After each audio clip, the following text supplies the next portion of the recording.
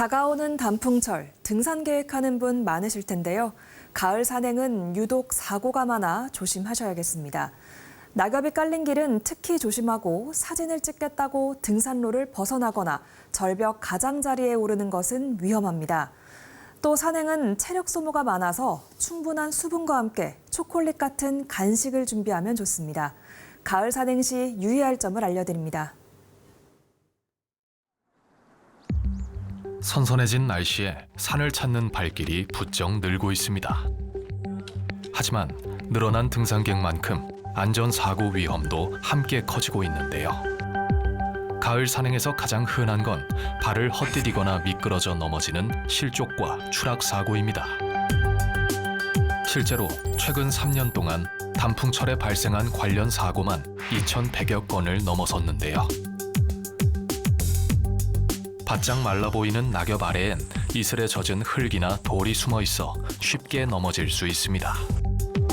특히 가파른 경사나 돌계단 위에서는 작은 미끄러짐도 큰 부상으로 이어질 수 있는데요. 이 때문에 산행거리가 짧더라도 발목을 단단히 잡아주고 미끄럼을 방지해주는 등산화는 필수입니다. 또한 무릎에 가해지는 부담을 줄이고 균형을 잡는 데 도움이 되는 등산용 스틱도 반드시 챙겨야 하는데요.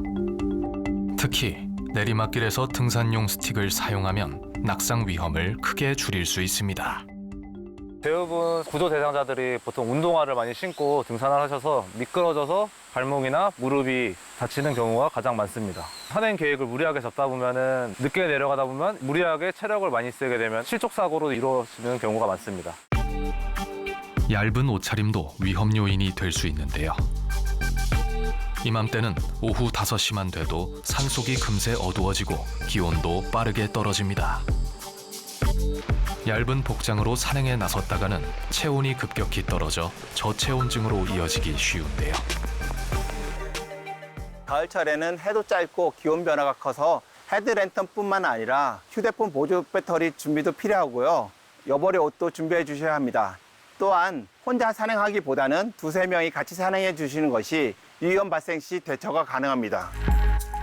또 아름다운 가을 산을 사진에 담겠다고 등산로를 벗어나거나 바위 끝, 절벽 가장자리까지 올라가는 것 역시 큰 위험을 부를 수 있습니다. 특히 안전시설이 부족한 이른바 비법정 탐방로는 더욱 위험한데요. 발 디딜 곳이 불안정한 데다 사고가 나면 구조도 쉽지 않기 때문입니다. 비법정 비지정 탐방로 같은 경우는 정규 등산로가 아니기 때문에 등산로 자체가 관리가 되어 있지 않습니다. 또한 사고 발생 시 119에 신고하면 된다고 생각하시는데 음영지역이 많아 신고 자체가 어려워질 수 있으니 절대 출입해서는 안 됩니다.